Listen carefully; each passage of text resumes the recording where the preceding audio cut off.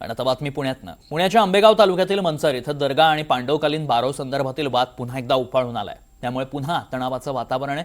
काही दिवसांपूर्वीच मनसर येथील एका दर्ग्याच्या भिंतीचा काही भाग कोसळला आणि त्यानंतर त्या ठिकाणी खाली मंदिर असल्याचा दावा हिंदुत्ववादी संघटनांकडून करण्यात आला होता. या प्रकरणानंतर प्रशासनानं संबंधित दर्ग्याचं काम तात्पुरतं थांबवलं देखील. दरम्यान आता मनसरमध्येच असलेल्या पांडवकालीन बारवही वक्फ बोर्डानं काबीज केल्याचा आरोप हिंदुत्व संघटनांनी केलाय. तसंच या बारवीच्या शेजारी असलेला दर्गा अनधिकृत असल्याचा दावा देखील करण्यात येतोय. याच पार्श्वभूमीवर खासदार मेधा कुलकर्णींनी मनसर इथं भेट देत परिस्थितीची पाहणी केली. यावेळी त्यांनी संबंधित दर्ग्याच्या बांधकामाबाबत प्रांत अधिकाऱ्यांना कारवाई करण्याच्या सूचना दिल्याची माहिती समोर येते. प्रशासनाकडून खबरदारीचा उपाय म्हणून संबंधित दर्ग्याला कुलूप लावण्यात आलंय. या घडामोडींमुळे मनसर परिसरात सध्या तणाव आहे, संवेदनशील वातावरण आहे. त्यामुळे कायदा आणि सुव्यवस्था राखण्यासाठी पोलीस बंदोबस्त वाढवण्यात आलाय.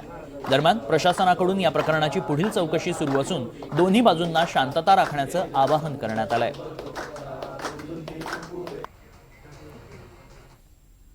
मढीच्या जत्रेत मुस्लिम समाजाकडून हिंदूंनी खरेदी करू नये हा मुद्दा तापला असतानाच आज त्याचीच री ओढत भाजप खासदार मेधा कुलकर्णी यांनी किल्ले शिवनेरीवर वादग्रस्त विधान केलंय. जागा विकताना हिंदूंनाच विका.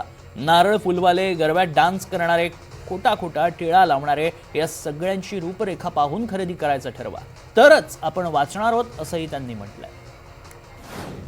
प्रत्येक ठिकाणी अशी माणसं राहतात. कोणीही नवीन आलेला, कुठून आला, काय आला माहिती घ्या. आपली जागा विकताना कोणाला विकताय? जास्त पैशासाठी. कोणी जास्त ऑफर देऊन ती विकत घेताय का घेताय? याच्या पाठीमागचे हेतू जाणून घ्या. फळवाले, नारळवाले, फुलवाले, गरब्यामध्ये डान्स करणारे, खोटा तात्पुरता टिळा लावलेले, या सगळ्यांची पाठीमागची रूप ओळखा. कोणाकडनं खरेदी करायचं हे ठरवा,